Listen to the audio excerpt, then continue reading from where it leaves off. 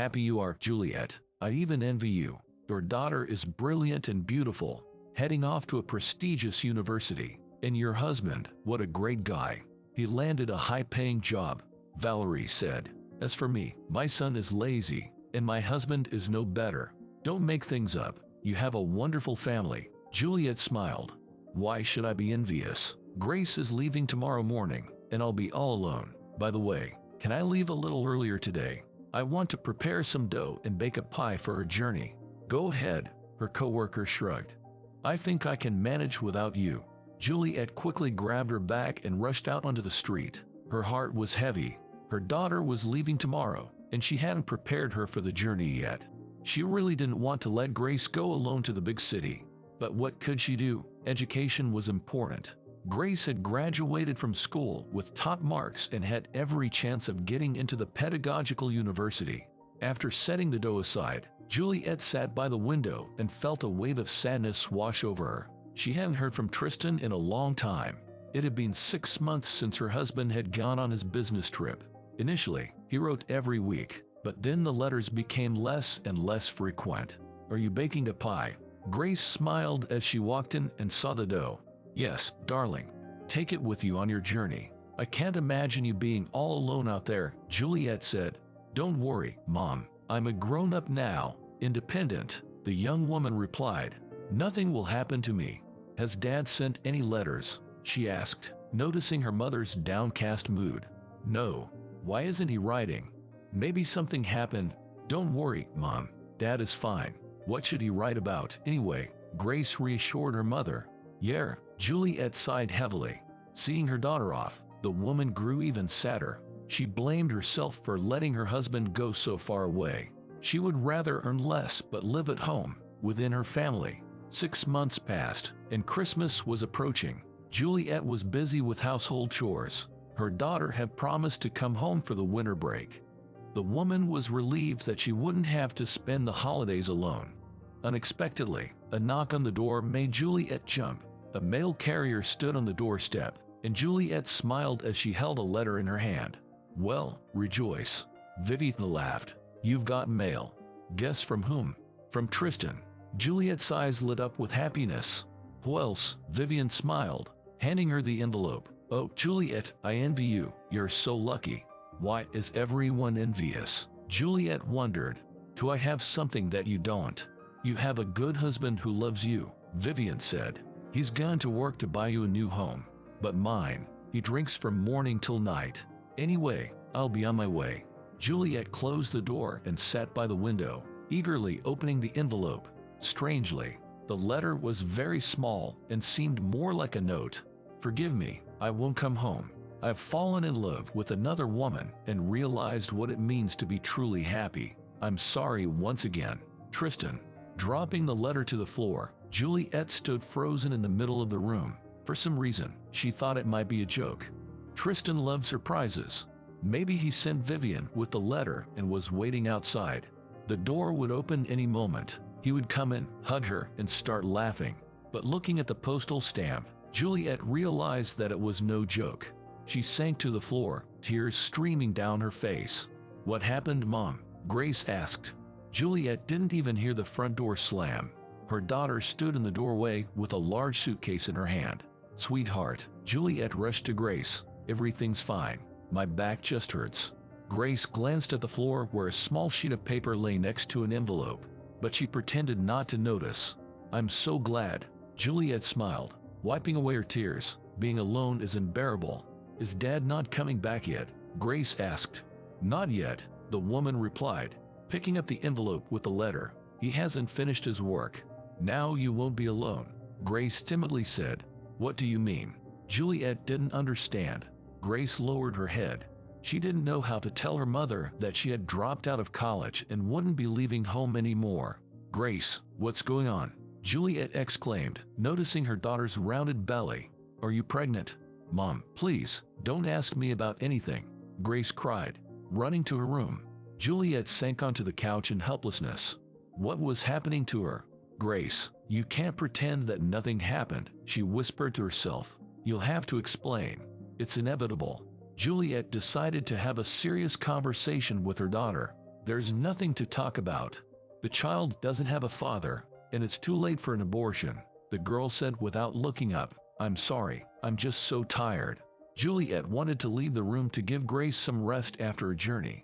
She had no idea how to handle a situation like this. But after looking into her daughter's eyes, she turned back. I'm asking you not to shut yourself off, Juliet said, embracing her daughter. I'm sorry, Mom, the girl cried, clinging to her mother. Grace told her mother the classic story that many young, trusting girls encounter. She had met a good guy, fallen head over heels in love. He reciprocated and promised they would be together forever. But as soon as he found out about her pregnancy, he broke up with her. There's nothing we can do now. We'll raise the baby. You need to take care of your health, the woman said. How will Dad react to this? He won't forgive me for such shame, Grace cried. Don't worry, I didn't want to upset you for now, but it seems I have to. Here, read this. Juliet pulled a crumpled piece of paper from her pocket and handed it to her daughter. How could he? Dad loves you so much. I can't believe it, Grace protested. People consider you the perfect couple. Apparently, he didn't love me as much as he claimed if he found a replacement in just 6 months, the woman smirked. Let's not dwell on the sad stuff. Right now, we need to focus on the baby. We managed somehow. Let's go have lunch. Grace had a very tough time. People whispered behind her back, and some looked at her with undisguised contempt and judgment. It got to the point where she practically stopped going outside. Grace, you can't stay locked up all the time, Juliet protested. You need fresh air. Mom, I can't. Those looks, the laughter behind my back. Grace trailed off. Unfortunately, our society hasn't fully embraced the idea that giving birth to a child outside of marriage is not a crime, let alone a shame. The birth of a person is, first and foremost, a bright, happy moment in a woman's life. And if this child doesn't have a legal father, it doesn't mean they don't have the right to a full and happy life. Thank you, Mom. Thank you for your support. Grace smiled, wiping away her tears. Juliet herself was going through a tough time, but her daughter's emotional well-being was more important. At the moment, she needed to support Grace, setting aside her own personal problems. Juliet was at work when her anxious neighbor called. Jane informed her that Grace had gone into premature labor and had been taken to the hospital. I need to rush home. Grace is giving birth, Juliet shouted. But it's still too early for her to give birth, her colleague remarked. I know, Juliet cried. Go, God willing, everything will be fine. Valerie tried to comfort her. Looking at the clock, Juliet realized she wouldn't make it in time for the last bus. She dashed onto the road, trying to hitch a ride. When she arrived at the maternity ward, she ran inside to inquire about her daughter. She's already given birth, the nurse said cheerfully, checking the records. The delivery was very quick. Your daughter and grandson are both fine. The baby is premature. Is he really okay? Juliet asked anxiously. For more detailed information, you can speak to the doctor in the morning. Juliet arrived home late in the evening, her heart filled with joy. It was hard to believe that at the age of 38, she was already a grandmother. In the morning, she rushed to the maternity ward, eager to see Grace and her grandson. Maybe they would allow her to visit her daughter, even for a moment. Are you Grace's mother? The nurse gave Juliet an anxious look. Yes, what's wrong with Grace? The woman asked in fear. Wait here. The doctor will be down shortly. About 10 minutes later, a friendly but exhausted-looking doctor appeared. It seemed he hadn't rested for several days. What's happened to Grace? The woman cried with tears in her eyes. Are you her mother? Michael asked intently. Yes, the woman replied impatiently. Grace has run away. How? Where did she run to? Juliet was bewildered. Unfortunately, I don't know. I think you might have a better idea of where your daughter could be, the doctor said, shrugging. This is absurd. Calm down. Your daughter might be experiencing postpartum depression. She might come to her senses and return soon. At least, that's what we hope for. The man said. What about the baby? Can I see him? Juliet asked.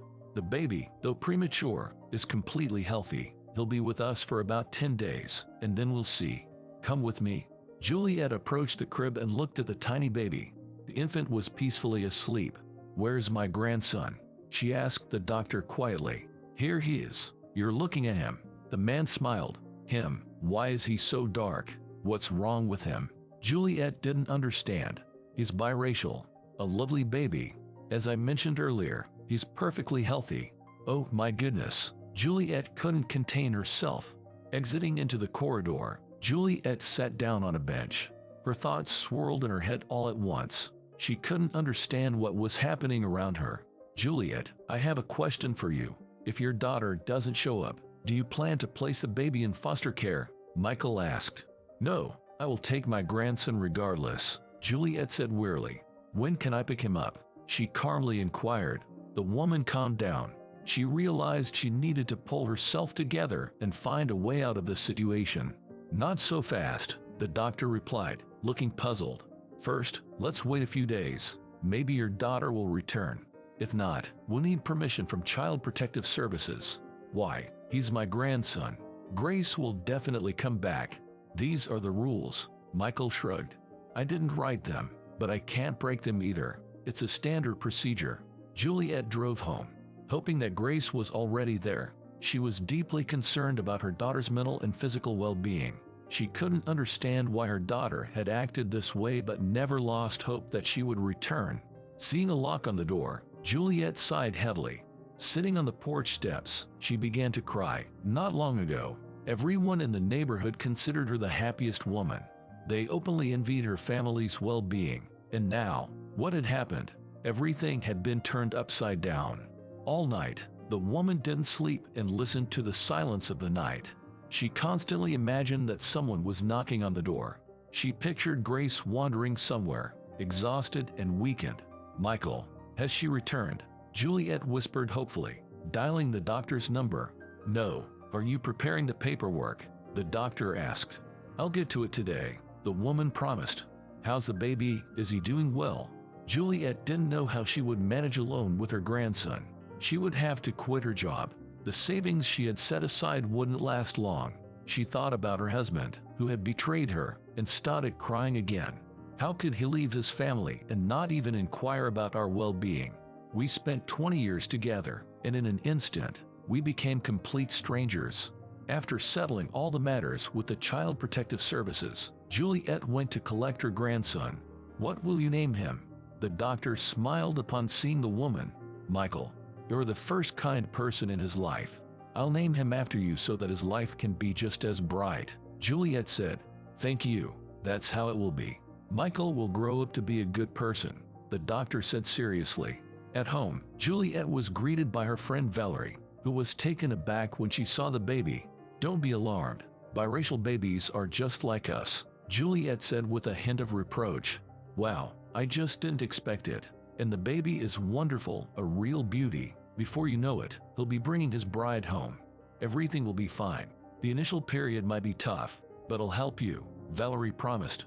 Thank you. Right now, I'm more worried about Grace. Where is she, and with whom? Juliet inquired. I have no idea about that. Maybe she went to the baby's father, Valerie speculated. Valerie left late in the evening, leaving Juliet alone with her heavy thoughts. Michael, as if he sensed that he had caused a lot of trouble, remained remarkably calm. It was as if he was thanking his grandmother for not leaving him to fate's whims. 3 months later, Juliet received a letter from Tristan.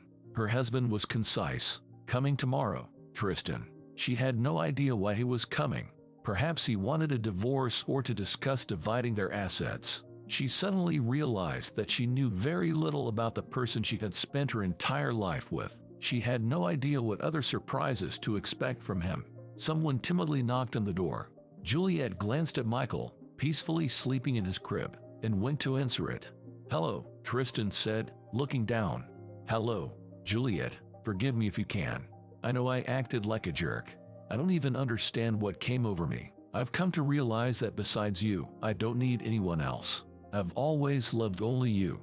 A quiet cry from Michael echoed through the house. Juliet hurried to her grandson. Taking the baby in her arms, she held him close. What's this? Tristan entered the room, bewildered. A child, Juliet calmly stated. Michael, where did he come from? Tristan demanded angrily. Don't you know where children come from? And don't shout. You'll scare the child. Juliet enjoyed teasing her husband, hoping he would understand what it felt like to be betrayed by a loved one. How could you? Tristan exclaimed, seething with anger. He shot a scornful look at Juliet and stormed out of the house, slamming the door loudly. That's right, Michael. Just a moment ago, your granddad was swearing eternal love and asking for forgiveness for his infidelity. But he couldn't forgive, Juliet said with a smirk. Juliet, are you home? Vivian, the local mail carrier, shouted from the doorstep. Don't shout. Michael just fell asleep. Sorry, I totally forgot. Well, you're a lucky one. You've got a letter. Oh, how happy you must be. Vivian rolled her eyes, smirking. Of course, I'm happy, Juliet replied proudly. I'm alive, healthy, and I've finally met my grandson. Why shouldn't I be happy? Vivian was displeased that Juliet didn't break down in tears or complain about her life. Placing the letter on the table, she quickly said her goodbyes. Juliet picked up the envelope with no return address. She immediately recognized her daughter's handwriting. With trembling hands, she opened the letter and burst into tears. Mom, forgive me. I couldn't do it any other way. I had to think everything through carefully before taking the step. I know you have the baby. You took him hoping that I'd come to my senses and eventually take him back. But that will never happen. I don't want to ruin my life. Put the baby in an orphanage. Don't make your already difficult life even harder. I won't be coming home for now. I need time to forget everything. You see, my dear, she didn't even call you her son once. Don't worry, baby. I'll never give you away to anyone, Juliet whispered. Taking the baby, Juliet decided to take a walk in the park. As she pushed the stroller through the gate, she stopped in her tracks. Tristan stood before her. She wanted to rush into his arms out of habit. He seemed so close, so familiar, and yet so distant and foreign. Tristan silently gazed at her, seemingly unable to find the right words. Hello, I assume you're here to talk about a divorce. Well, I'm glad you came. I was planning to look for you, Juliet said. Juliet, let's not rush things. Maybe we can start over. I can't be without you. I've tried to hate you, to forget you, but I can't. Remember how happy we used to be? Tristan pleaded. Unfortunately, things can never go back to the way they were. I'm not alone anymore. Now I have a son. I don't think you can forget everything and accept Michael as your own, Juliet replied. Juliet decided to play it out until the end. Tristan was convinced that Michael was Juliet's son. She was curious whether he loved her enough to accept another person's child. I can, Tristan confidently declared. After all, he's just a child, and it's not his fault. Besides, your son can't be a stranger to me. Juliet finally forgave him. Smiling, she embraced her husband. They strolled through the paths of the spring park for a long time. Tristan pushed the stroller with the baby, radiating pride. Juliet smiled as she watched her husband. She once again realized that he truly loved her. Not every man would be able to accept another person's child. People say she's the happiest, and it seems they're right. Juliet, I can't help but feel that Michael really looks like me. Look, we have identical facial features. The only difference is that he's darker, and I'm fair, Tristan remarked. I think you're right. Michael does look like his granddad, Juliet chuckled. His granddad. Tristan didn't understand. Like you, when you first came, saw the baby, and accused me of all kinds of things, you hurt me deeply. I wanted to tell you right away that Michael is our grandson, but I decided not to when you hurt me like that. You came to beg for forgiveness for your infidelity, but you couldn't forgive yourself, Juliet explained. Juliet, what are you talking about? What grandson? Tristan was losing patience. Michael is Grace's son. She abandoned him at the maternity ward. She ran away. She didn't want to ruin her life, Juliet replied. That's what it was. I couldn't understand why I had such strange feelings for someone else's child. Why didn't you tell me right away? What if I hadn't come? Then we wouldn't have meant anything to you, Juliet laughed. But you did come, and that's what matters. Tristan embraced his wife. He wasn't angry with Juliet for teaching him this lesson. He had earned it fair and square. Why did our daughter do this? Did we miss something in her upbringing? Tristan asked. I don't know, maybe. Grace sent a letter asking us to put the boy in an orphanage. She said she's not ready to see us yet, Juliet explained. Well, it seems we lost our daughter and gained a son, Tristan philosophically remarked. That seems to be the case, Juliet sighed. But the most important thing is that we're together. Now I have nothing to fear. How quickly time flies, Juliet said sadly. It feels like we just sent Michael off to school, and now it's time for him to go to the army. You're right, and Michael is a great kid. What a handsome young man has become. Tristan smiled. I'm worried about him. How will he fare on his own in the army? Juliet, don't worry me. Everything will be fine. Don't fret. Michael won't let anyone harm him. Tristan hurried to reassure his wife. Michael grew up to be a fine young man. Juliet and Tristan had put in all their efforts to raise their grandson as an honest and upright person. The young man still didn't know that he was Juliet and Tristan's grandson, not their son. Such was the will of his mother, Grace. She had only visited home once when Michael was just 2 years old. Upon seeing that his mother hadn't given him up to an orphanage, she became very angry. I ask you to do it. This child is a disgrace to our family. I hoped he would be born looking like me. Grace protested. You're the one who brought disgrace to our family. Tristan retorted angrily. Michael will be our son. You can leave. Grace left, and since then, the parents heard nothing from her. Michael grew into a handsome young man. He had a tan but resembled Tristan. Many girls were already attracted to him, but Michael wasn't in a hurry to get married. He intended to attend medical school to become a surgeon after returning from the army, and then he would think about starting a family. Why so glum? Michael entered the house. The weather is great. Dad, how about going fishing? Sure, we can do that, Tristan agreed. Son, you'll have to go to the army, Juliet said with a detached voice. Great, Michael smiled. Juliet couldn't hold back her tears, covered her face with her hands, and cried. Mom, what's wrong? Stop. Michael hugged her and sat down beside her.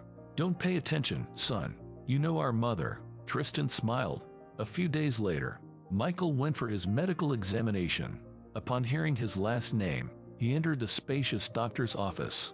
Hello, I'm perfectly healthy. He smiled at the pleasant lady. Great. The doctor smiled back. The woman looked closely at the young man and turned pale. Grace immediately realized that the person before her was her son. It was evident not just from the last name, but also from his appearance. Michael bore a striking resemblance to his grandfather, Grace's father. Michael quickly completed his checkup and headed home. In the evening, the whole family gathered for dinner. Juliet had baked a pie that Michael loved. Unexpectedly, there was a knock at the door. Michael jumped up from his chair and rushed to open it. Grace. The young man was surprised when he saw the doctor. Are you here for me? And for you too, Grace quietly replied. Seeing her daughter, Juliet froze in place. Mom, this is the therapist, Grace, Michael explained, looking bewildered. All right, son, go visit your friend. We need to talk, Juliet said, realizing that something strange was happening. Michael didn't argue with his mother. He'd had dressed and left to visit his friend, deciding not to interfere with the adults. Hello, Grace said with a trembling voice when they were alone. Hello, Grace. Why did you come? What did you tell Michael? Juliet asked. We've been out of touch for 18 years. What's changed? Today, Michael came to see me for a checkup. I just want to help. If you want, I can arrange for him not to go to the army, Grace replied, lowering her head. Tristan emerged from the room. He had overheard the conversation between his wife and daughter and couldn't help but intervene. He had long forgiven his daughter. Grace had made her choice. Grace, there's no need to meddle in our affairs. We will handle it ourselves, Tristan stated. Come in, Juliet said, pointing to the door. The conversation was long and heavy. Grace shared her life story. She had been living in the city all this time. She graduated from college, got married to a colleague, but after 5 years of marriage, her husband realized she couldn't have children. He believed that a family couldn't be complete without children, so he left her, leaving her in complete solitude. Since then, I've been living alone. I have an apartment, a good job, but my life has no meaning, Grace admitted. Do you want us to pity you? Tristan was surprised. I understand that people can make mistakes, but over time, they try to correct them. Grace, where were you all these years? You're right, Grace cried. I have no rights to our son. I'll go. Forgive me if you can. Grace left the house, bundled up in a warm scarf, and hurried to the bus stop. Grace, she heard a familiar voice behind her. Michael, Grace turned around to see the young man. I understand that you're my mother, Michael asked directly, looking into the tear-filled eyes of the woman. How do you know? Grace whispered. I've known for a while that I am my parents' grandson. It sounds funny, doesn't it? Michael sadly smiled. I didn't actually go to my friend's place. I stood by the window and listened to your conversation. I'm sorry, the woman whispered. I don't know what to say in situations like this. I just wanted to see you, but overall, I have wonderful parents. I love them very much. Goodbye, Grace. Michael wanted to smile at his mother, but instead, his face contorted into a strange grimace. I think we were too harsh on her. She is our own daughter after all, Juliet said. Perhaps, Tristan agreed. But what were we supposed to do? She abandoned not only her son but us as well, even though we did nothing wrong. And how do we explain to Michael now that we are not his biological parents? I believe life will sort everything out in its own way. Michael returned home in a somber mood. He felt heavy-hearted. He understood that this woman was not deserving of respect, but he regretted having hurt her. Regardless, she had given him life. Michael, did you invite friends for the farewell evening? Juliet inquired. How many people are coming? About 10 people will be there, he replied. I would like to invite one more person. Are you okay with that? Invite anyone you want. I want to invite Grace. The silence filled the room. Juliet looked at Michael, feeling lost and unsure of what to say. Mom, Dad, please don't be upset. I know everything about my mother, Michael confessed. If you're against it, I won't have any contact with her. I just felt like she's very unhappy and lonely. Do as you see fit, son, Tristan said.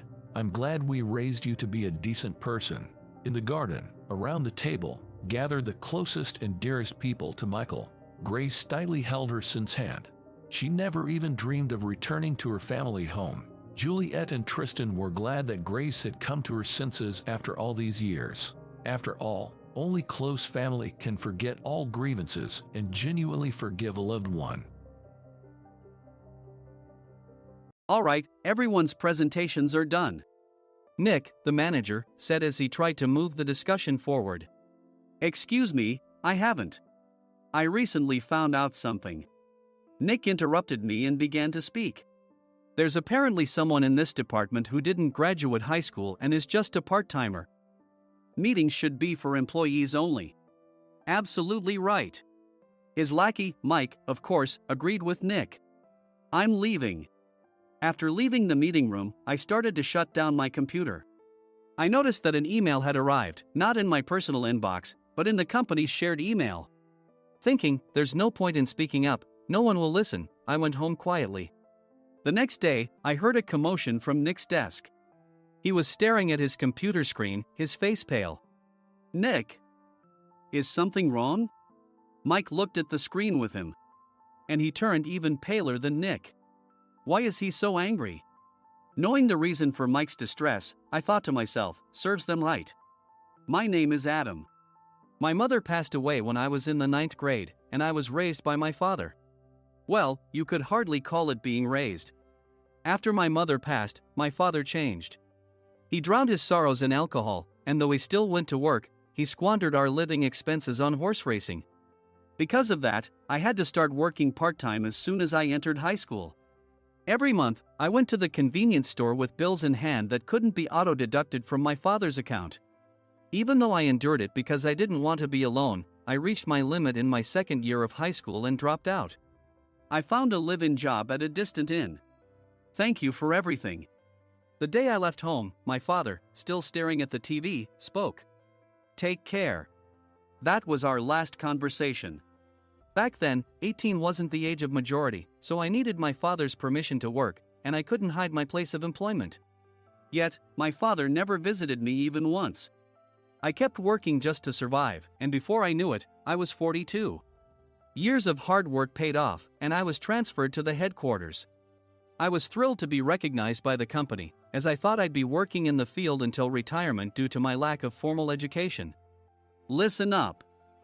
Our work can change the future of our employees. Don't drag us down. On my first day after the transfer, Nick, dressed in an expensive suit, spoke sternly. There was a reason for this. Our inn was located in a prominent tourist destination, known so well that everyone in the state could sing its commercial jingle. At its peak, we had 5 locations within the state. But that was long ago. Due to financial difficulties and aging facilities, only the place where I had worked for many years and the original establishment remained. I was prepared to lose my job anytime, but now there was a glimmer of hope. With the rise of social media, the tourist area where the inn was located started gaining attention again. Depending on how hard the sales department, where I was transferred, worked, we could either thrive or be forced to give up this prime location to the new hotel chains continuously popping up. For Nick, who had switched careers from another industry to strengthen our sales, this was a battle he couldn't afford to lose. I understood why he had to be strict. "I will do my best." Nick sneered at my enthusiastic declaration. "Did you not hear what I said?" "I'm sorry." I thought I was listening carefully. Out of habit from years of customer service, I apologized reflexively, though I had no idea what had offended him. Someone was watching me with a smirk. In this department, there are those who are expected to excel and those who have been shoved here because they have nowhere else to go. You are the latter. It was Mike, the section chief. He's 7 years younger, at 35. But he was called to headquarters much earlier than I was and had been moving around within the headquarters ever since. I'm not jealous, but I can't accept that he's my boss. Graduating from a prestigious university, he has an unusually high pride and caused many problems as a newbie, making things very difficult for me when I was the front desk leader. When I found out Mike was transferred to the sales department a month before me, I was disheartened. Mike is right. With just a middle school diploma, there's not much you can do. Don't even think about achieving results. As if I didn't exist, Nick remarked, "I'm thirsty." Mike eagerly ran to the coffee maker. It seems Mike is Nick's lackey. I regretted being happy about my transfer to headquarters, wishing I had stayed on site forever. Send a direct mail to every company on this list by the end of the day. Nick only assigned me tasks that even a new graduate could handle. What? There are over 1,000 companies. You want me to send to all of them by today? Yes, if you and your fellow misfits split the work, even those with nowhere else to go should finish by today. I glanced at the employees typing away expressionlessly. They were worn out from customer service, only thinking about leaving on time, or were women reassigned after having children, with zero motivation for work. Even Sam, a new graduate from the same university as Mike, who was supposed to be among the expected achievers, had no enthusiasm for the job, having joined the company wanting to do customer service. "I don't care what they say, I plan to quit any time," he said. Only Nick and Mike were highly motivated, making all the decisions between the two of them. I originally only wanted to work at the inn to survive and had no particular attachment to this job. I swallowed my words, thinking I had no right to reprimand them. About a month after the transfer, Nick told us with a frustrated look. "To commemorate the 50th anniversary, we've decided to create a plan exclusive for one group per day. Originally, Mike and I were supposed to come up with it, but our president, Mr. Thompson, insists on hearing everyone's opinions.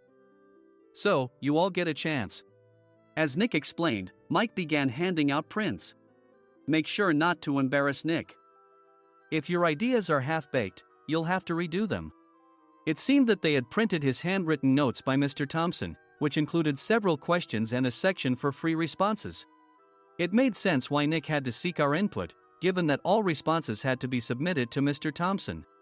We were given a week to think about it, and a meeting was scheduled to compile our ideas. My plan is to let guests enjoy both the old and modern America. Nick began the presentations. Guests would watch a master confectioner at a nearby traditional sweet shop make sweets in front of them. The welcome drink would be premium tea in a bottle. Nick's plan was certainly attractive. After his presentation, Nick called on us to present in the order we were seated. Just as I stood up for my turn. "All right, everyone's presentations are done." "Excuse me, I haven't. I recently found out something." Nick interrupted me. "There's someone in this department who didn't graduate high school and is just a part-timer." He was likely talking about me. I joined the company as a part-timer and was made a full-time employee when I turned 20. That was 20 years ago, so Nick and Mike probably had no chance to know until recently. Meetings should be for employees only. Absolutely right. After that, Nick kept creating opportunities to solicit everyone's opinions, purposefully excluding me from speaking. The meeting unexpectedly heated up and went past the scheduled end time. A few people asked to leave, and the discussion continued with the remaining few. Still here? Normally, you'd leave in that situation. Though I had no attachment to the job initially, hearing kind words from customers made me want to make them happier. For someone like me, with nowhere to go, the inn was my home and customer service was my life. I felt pathetic about my current self. I'm leaving. I left the conference room and started shutting down my computer. I noticed an email had arrived, not in my personal inbox, but in the company's shared email. Thinking no one would listen to what I had to say anyway, I quietly went home. The next day, while preparing the DM as instructed, I heard a commotion from Nick's desk. In his haste to stand up, he hit his knee on the desk. He stared at his computer screen, his face pale. "Nick! What's wrong?" Mike, thinking he should be the first to rush over, approached Nick while still wearing his coat. He peered at the screen with Nick. And he turned even paler than Nick. Why is he so angry? Who is responsible for this company? Nick, more irritated than ever, asked, and Mike answered without checking. Probably Sam. Sam wasn't there because he was attending a morning training session for new hires. Nick gave up on getting angry and returned his gaze to the screen. They were looking at an email that arrived right after the end of the working day yesterday. Apparently, no one, including me, had checked it before leaving. The email was from a large company that used us for their annual employee trips. The president and executives of that company also frequently used our services personally. President of the company, Mr. Mason himself, had declared that neither he nor his company would ever use our services again. Well, some companies cancel their employee trips or stop using our services due to financial struggles. Let's just move on. Mike kept wiping the sweat from his forehead with a handkerchief. Knowing why Mike was so agitated, I quietly watched their interaction. Do you know how much revenue we get from that company? We can find other guests to fill the rooms, but we'll lose the banquet costs, gift shop revenue, rental car fees, and more. Moreover, the gifts were supposed to be prepared by the traditional confectionery shop involved in Nick's proposed plan. If it's known that we incurred such a huge loss at this critical time, Nick's position in the company would be jeopardized. Nick took a deep breath, seemingly trying to calm himself. All right, Mike. Go to New York right now and apologize to Mr. Mason. What? You're coming with me, right? I have urgent work to do.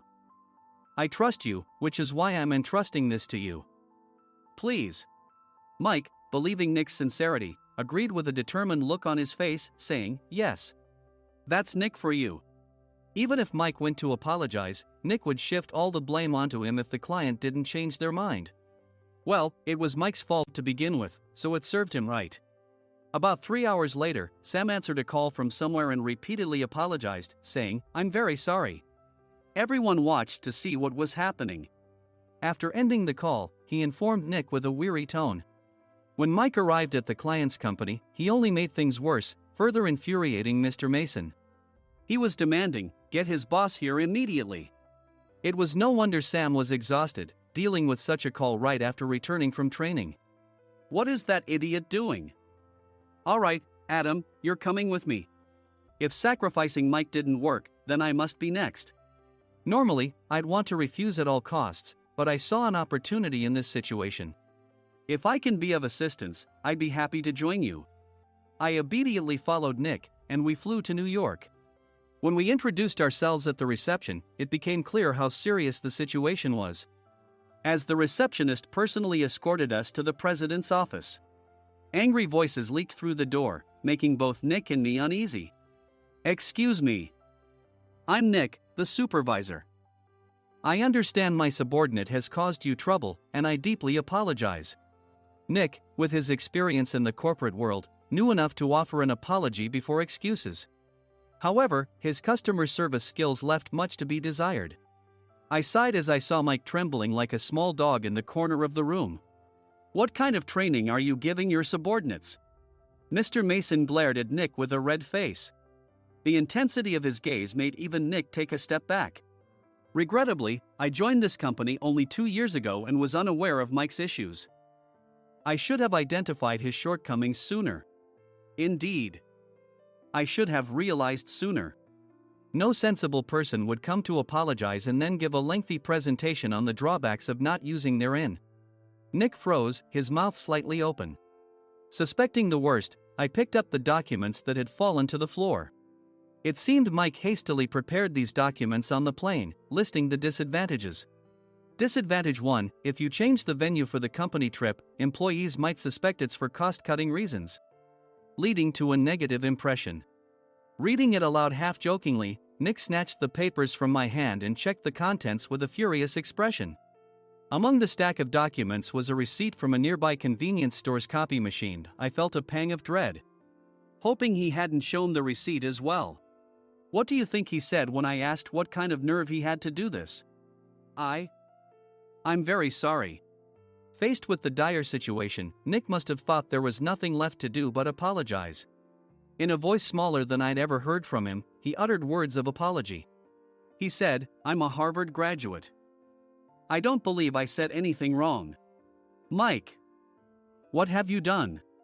Forgetting his plan to pin the blame on Mike, Nick yelled loudly, even in front of Mr. Mason. "I didn't do anything wrong." "You're still saying that? Look at him."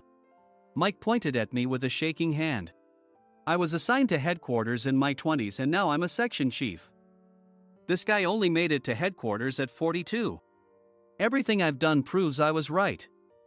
So why are we losing the contract?" Having said his piece, Mike collapsed to the floor.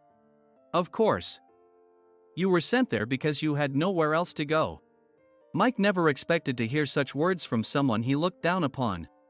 He lunged at me, and Nick hurriedly stepped in to stop him. "Mr. Thompson told me Mike is a quick thinker, and to take good care of him." There's no way he was pushed aside. "Don't make things worse here." "He didn't say quick thinker, he said only quick-witted, didn't he?" I don't remember that part." I recalled the many troubles Mike caused when he was a newbie. When Mike was on the front line, his pride was so high that he never apologized to customers. Customer service, especially in our job, doesn't work alone. It brings both good and bad situations.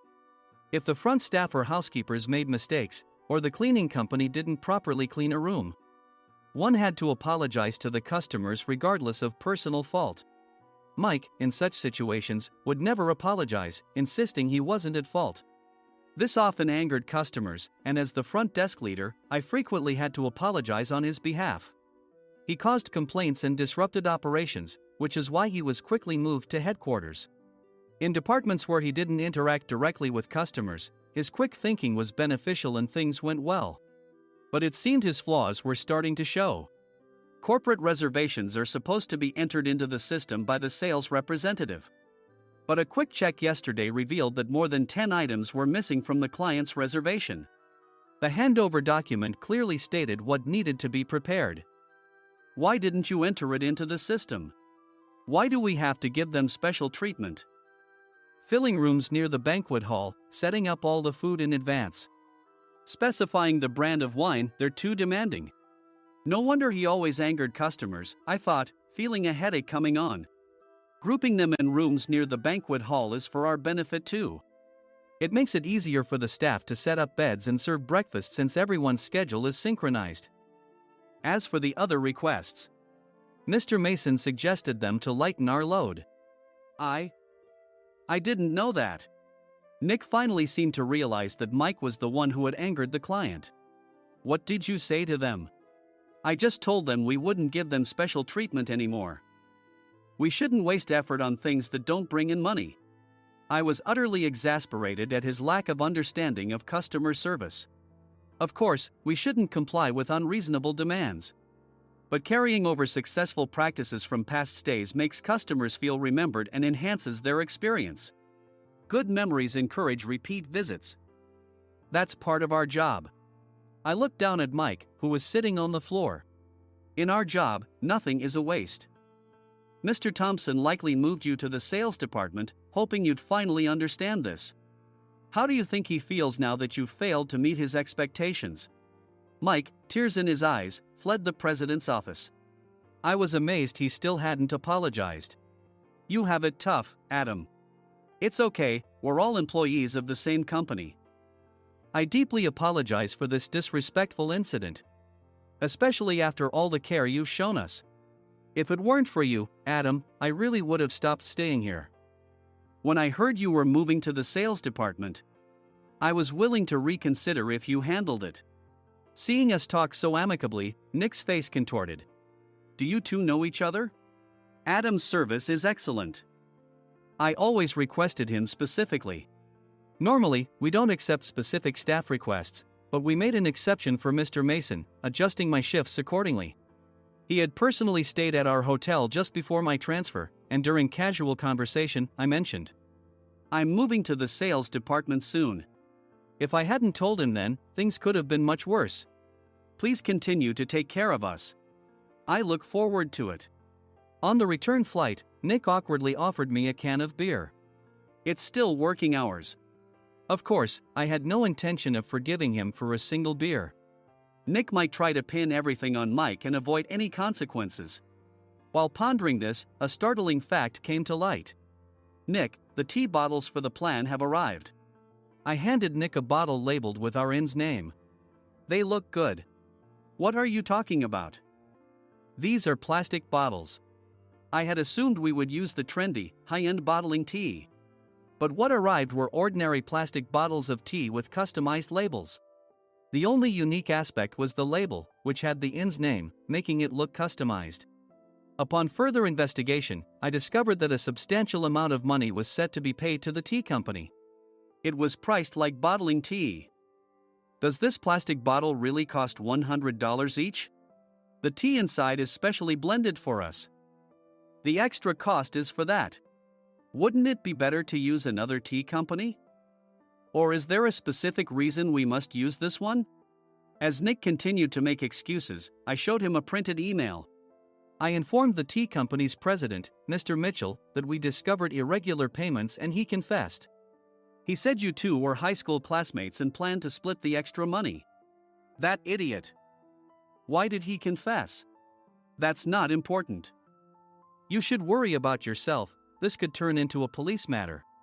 Opening the bottle cap, I suggested. How about calming down with this tea?